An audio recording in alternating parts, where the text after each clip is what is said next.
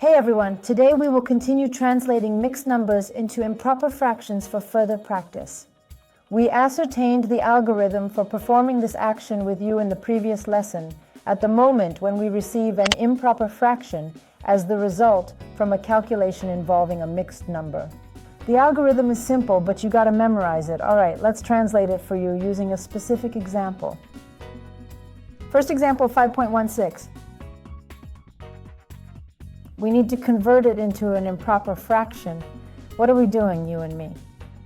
We calculate the product of the significant portion and the entire part, perform the multiplication, and obtain a result as the outcome of the calculation.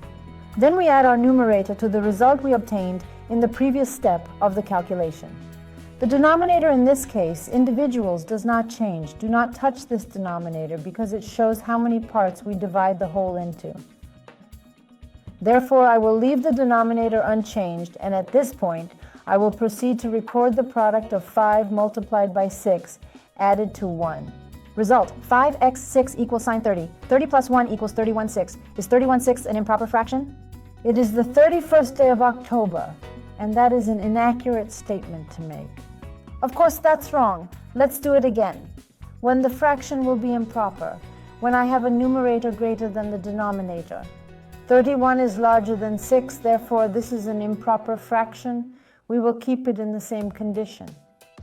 If you get a reducible fraction in response, then according to the rules of mathematics, this fraction needs to be reduced. In case you happen to need assistance, feel free to reach out for help. Let's examine an example, 3.2.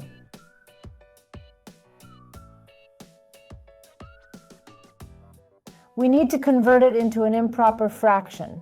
There are two methods, or rather, two different orders of action that can be followed. The manner in which I pay attention to.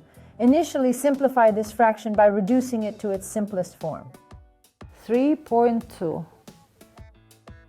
I divide the number by 2 and 10. Additionally, I divide it by 2 again. As a result, I obtain 3 whole 1/5. This is the first step you should take. Now, let's translate it back into an improper fraction. We need to keep the denominator the same. Next, multiply 5 by 3 and then add 1. This will give us the final result of the calculation. Just have to do the math now.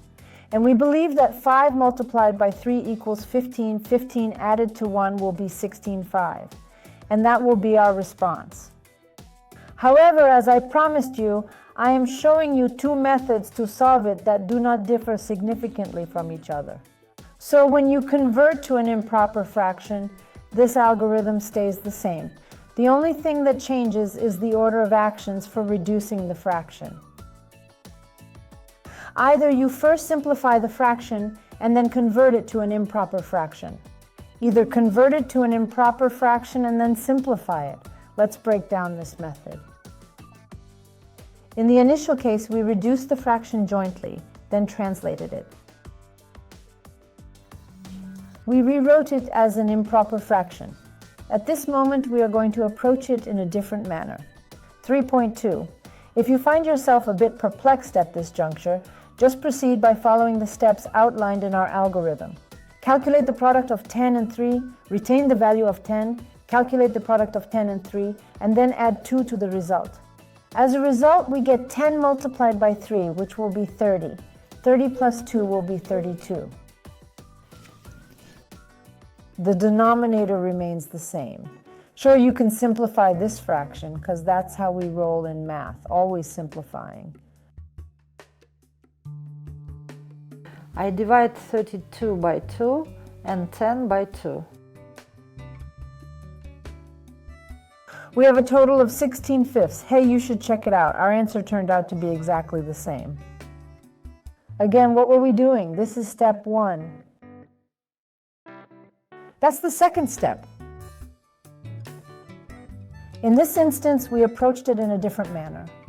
We made an error with the fraction, which is step 1, and then we simplified it, which is step 2.